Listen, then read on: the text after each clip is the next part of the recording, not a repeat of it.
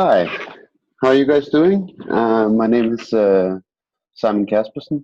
I'm the co-founder of Space 10, a research and design lab in Copenhagen. And I'm here today to share our explorations into co-living, shared living, co-housing, whatever we want to call it. But basically, new living arrangements that prioritizes access over ownership. I prepared a little presentation, so let us get going. And before we get started, I just want to say thank you for inviting me.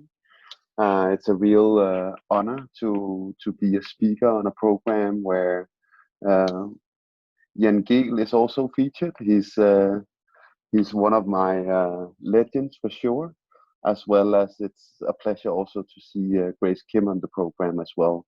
We've been really inspired by her initiatives around co-living as well. But let's jump into it. So yeah, I'm from Space 10.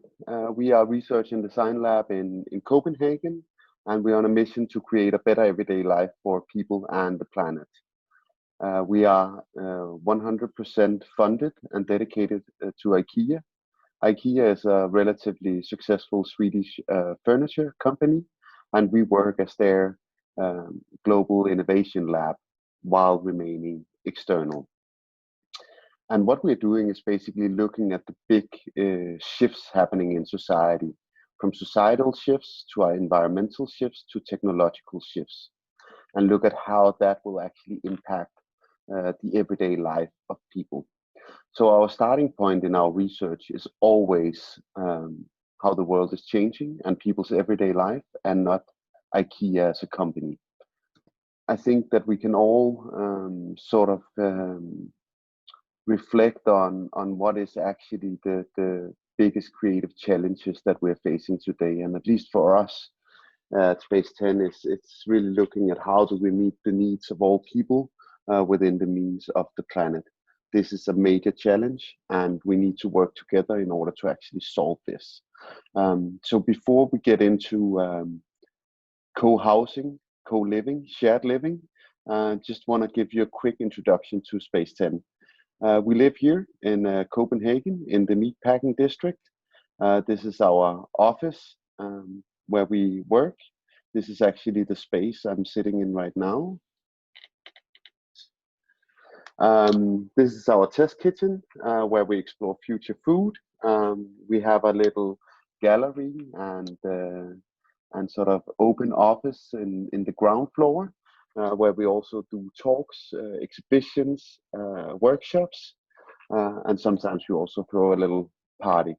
And down in the basement, we have what we call our makery. So a place where we can prototype fast, where we can actually build prototypes and test them on ground. And we have this saying at Space 10, if you are the smartest person in the room, you are in the wrong room. And what we mean by that is we always strive to surround ourselves with people who are smarter than us. So instead of just being the people that we are here permanently at Space 10, we really strive to surround ourselves with people who are smarter than us. So that means that we have people coming in residencies, or we collaborate with other companies and startups.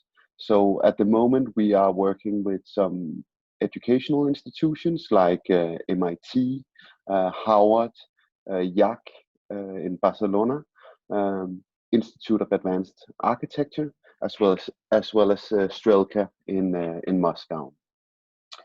And then we host a public program. We really want to invite in people who are smarter than us that we can learn from, and they can share their ideas and what they are passionate about. And then we, of course, also open it up to our community. We also pop up in cities around the world where we do either pop-ups or satellite offices. Here we are in New York. This is from London. We've been to Shanghai. And recently, we actually opened our first satellite office in Delhi, India. But that is not why we're here today. I just want to introduce you guys to a little bit of the background for why we at Space 10 are interested in co-housing. I want to introduce you to one of our projects called One Shared House 2030, as well as the Urban Village project. So let's dive into it. As we know, 1.5 million people move to a city every week. That's a lot of people. To accommodate all of these people moving into our cities, we will actually almost have to double our urban environment within a few decades. That's going to be equivalent to building a city the size of Paris every other month for the next 30 years. That's insane. But it actually also gives us an opportunity, an unprecedented opportunity to take a step back, really look at our cities and see, can we actually rethink our cities?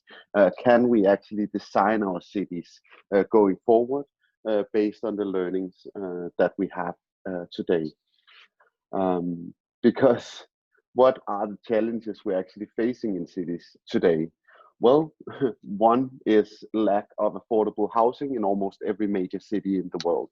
Simply put, we are not building enough affordable homes to keep up with the demand, meaning that it has become much harder for ordinary people to actually find a place to live that they can afford, and then we're not even mentioning students and elderly who struggle even more.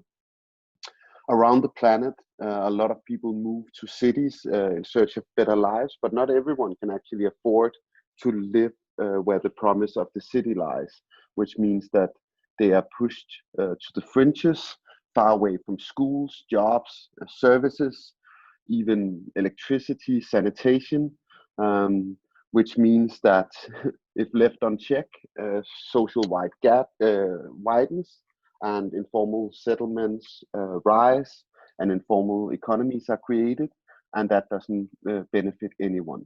So challenge one, our cities are not affordable. Challenge two is that the way we actually build our cities are not sustainable. Cities are one of the biggest driver of the climate crisis we are in, especially the construction industry is incredibly harmful. So we really find ourselves at a crossroads where we are facing an accelerating climate crisis while we are simultaneously overstretching the finite resources of our planet. So in order to double our cities in the coming decades, we can either continue to hurtle down this path that we're already on, which UN's climate panel has told us where it's going to lead, or we can explore a new way forward, a better way forward. And I definitely believe that it's time to rewrite the rules. The challenge number three that we see when we look at how we have designed cities today is that we see an increased loneliness and social isolations within our city. So even though we're all moving closer together, and even though we are more connected than ever, we are feeling increasingly lonely, anxious, and stressed in our cities. And despite we spend so much time on social media, our social networks are actually smaller than they were 50 years ago. So many have sort of lost a sense of community where they live. We don't say hi to our neighbors. The streets are filled with anonymous faces. And that is a big challenge because we actually know when we look at happiness that the quality of our social relationships is the best predictor of whether we are happy or not. Not our career path, not our health, not our income, things like that. They all play a part. But if we have to actually single something out, then our social relationships and the quality of those are actually what defines whether we are happy or not. And we can see that people in cities are really craving a sense of belonging and community where they live. So that was sort of our starting point. And we were like, okay, how the heck do we fix this? Like, this are big systemic challenges. And at Space 10, we are always striving to see patterns where most see chaos. And the challenges are indeed extensive, but so are the opportunities. And cities are right there at the heart of the problem, and therefore also at the heart of the solution. So we really thought, okay, let's look at cities. Let's look at how we can explore a new way forward for our built environment. And weirdly enough, our journey of fixing our cities started here. Um, this is a picture from the co-housing movement in the late 60s Denmark. Uh, and the reason why we find this image so interesting was because it triggered a lot of imagination for us. Could co-living actually be the answer to these challenges, these very modern challenges that we are facing today in our cities? We looked at, could we tackle the challenge of affordable housing by creating co-housing arrangements where we enable more affordable housing through better usage of space and by sharing obviously our spaces, but also our living costs? Could we address our unsustainable lifestyles by favoring access over ownership? So people in these shared living community could pool their resources instead of every household having to buy and store the same items, like the drill for that once a year job, for instance. Why not share one between many? And finally, could we combat social isolation and loneliness in cities by unlocking the multiple benefits of living in a tight-knit community where you actually have a sense of belonging, where you have other individuals nearby that can help each other out, from looking out after the kids to share dinners to help out with home maintenance. So yeah, this definitely looks like a throwback to some uh, past utopia. Um, but shared living is, of course, nothing new. Humans have lived communal since the dawn of time, and recently we have seen, a rise of new types of co-living spaces, which has really grown in popularity, especially in cities such as London and New York, where the housing crisis is especially acute. So we got really curious. Actually, we can see some benefits of co-housing, co-living, shared living. Um, but what type of co-living places are people actually interested in? So what we did was we launched a project called One Shared House 2030. And this is basically an online survey, which we did with our friends, Anton and Irene, where we designed it as an application form for an co-living space to open in 2030. And the project is an online survey, and I think that, at least for me, I hate online surveys. So we knew that if we were actually having people to fill this out voluntarily, we needed to make it fun and exciting, which means that Anton and Irene helped us make it a really engaging survey. And what it does is basically asking people a bunch of questions. Um, so really asking, which household goods and services, including kitchen, workspaces, smart devices, childcare, self-driving cars, that people would be willing to share, and what kind of co-living space would be uniquely suited for them. So everything from location, pets, what are the pros, what are the cons, what kind of people would you like to live with, and this way we really hope that people from all over the world could help us inform both their preferences and concerns when it comes to a modern way of co-living. Um, and the information we have collected through this is completely open source.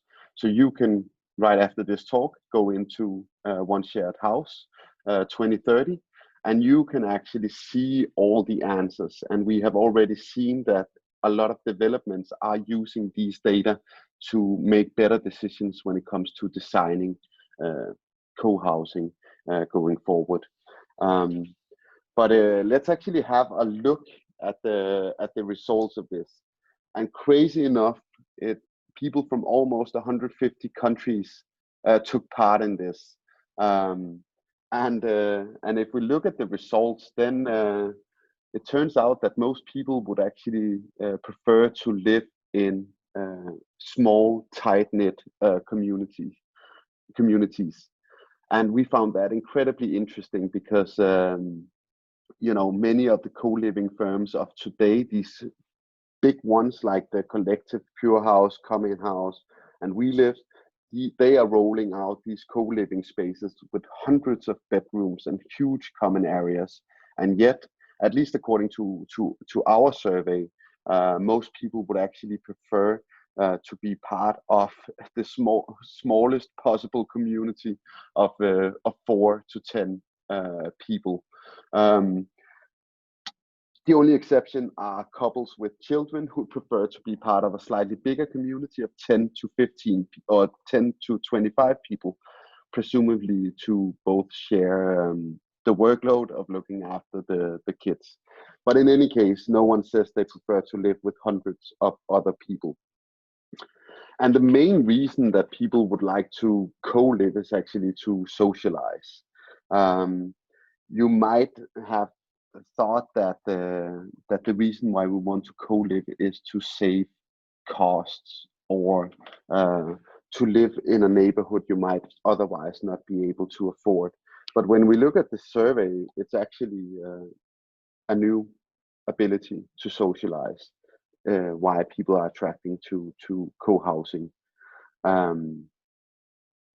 Another really interesting thing is that everyone who participated was willing to share at least something, but obviously some of these things like internet, workspaces, gardens are the things that most people would be willing to share.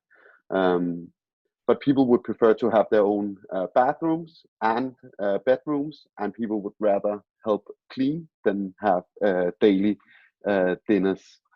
Another interesting finding is that people would actually prefer to live with people from different walks of life, different backgrounds, different age groups, which we thought was really interesting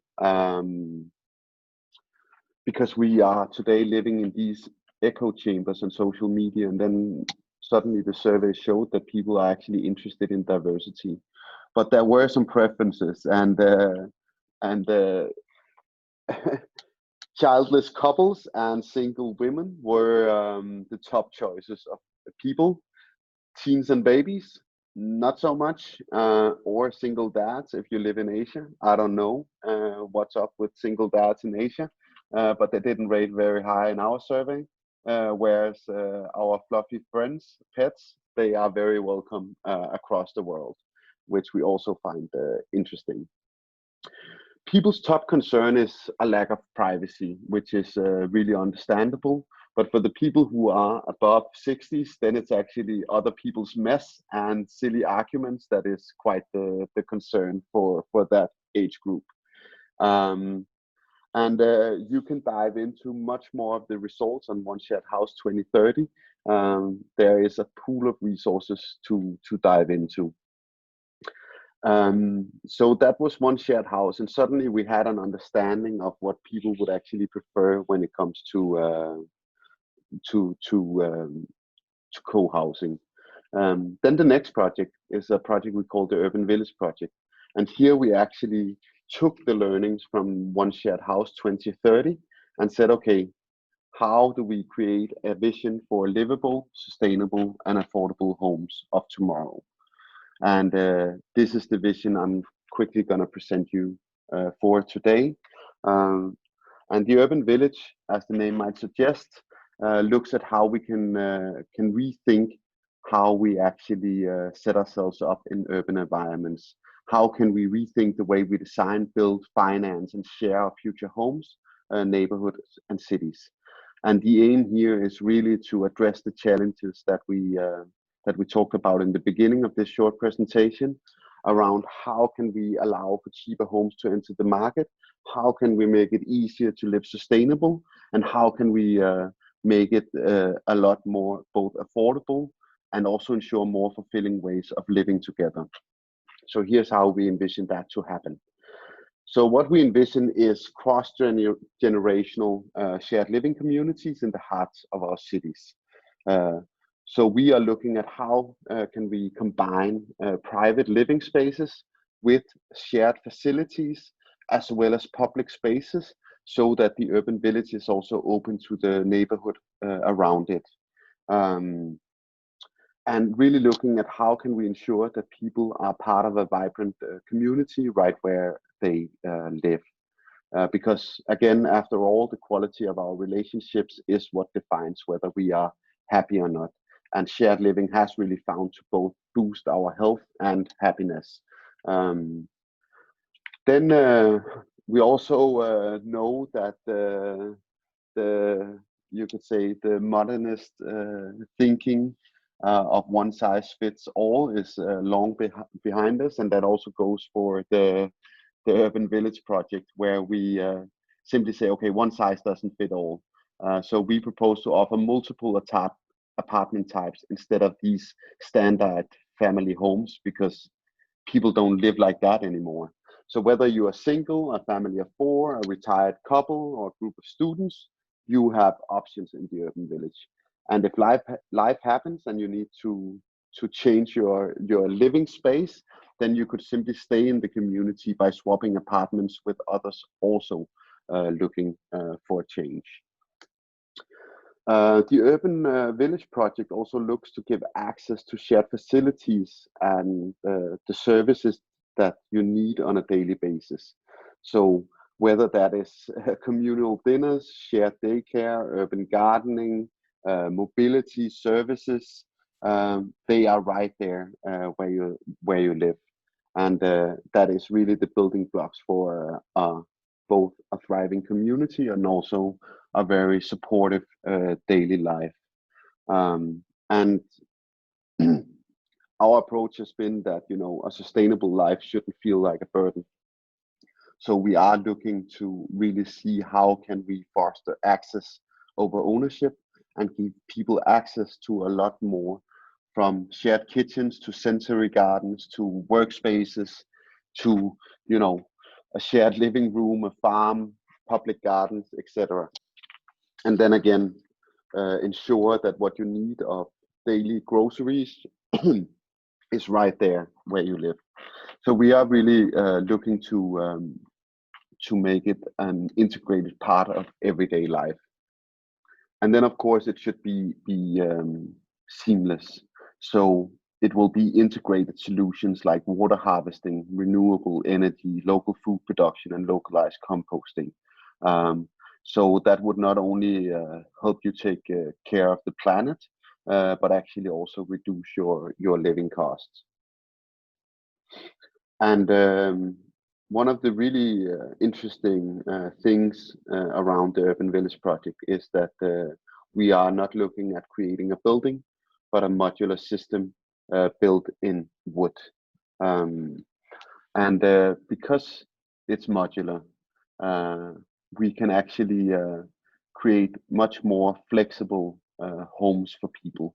So if you need, if you have a need for a terrace or something else, it's much easier to actually add that to your apartment.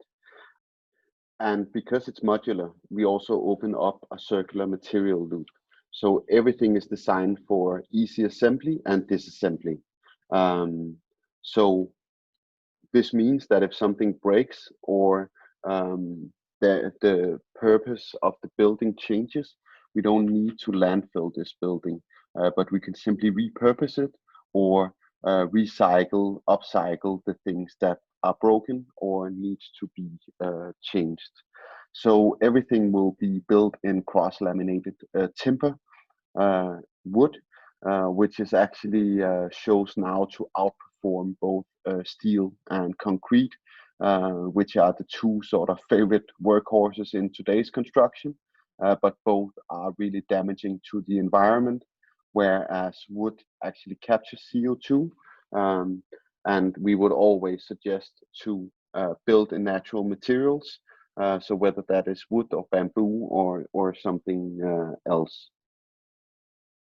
And then again, it's a modular system, so it's not about building one building in one city. It's actually a scalable system that can work both as, a high rise or, an infill in Copenhagen. And we are looking to see how that can be applied to cities around the world. However, these are clearly renders, as we haven't been able to scale the urban village project yet. We are still working on it. So while we are waiting to realize that the very first village, we are working on a book at the moment, which I'm really happy to share with you. It's not something that we have gone out publicly with, but we are looking at how these thoughts around the shared city, life between buildings, like Jan Giel is featured in the book, as well as the home of Grace Kim, who are also with you today, as well as a lot of other pioneers that we admire and that we want to celebrate in this book. So we travel to over 50 different cities, including Seoul. Actually, the Seoul High Line is also featured in the book, and basically celebrate the projects that we find inspiring and that we think are examples of how we should design our cities going forward. So look out for that book. It will be published in spring. And just want to end on a quote by Bjarke Ingels, who is also in the book, who says, as human beings, we have the power to give form to the world we want to live in. So if we're thinking about cities, we have to make them more like the way we wish the world to be. And I really like that every time we have a chance to influence the environment around us, let's aim for making it the way we wish the rest of the world to be. And that reminds me, the future is not a destination, it's a direction. Thank you, guys.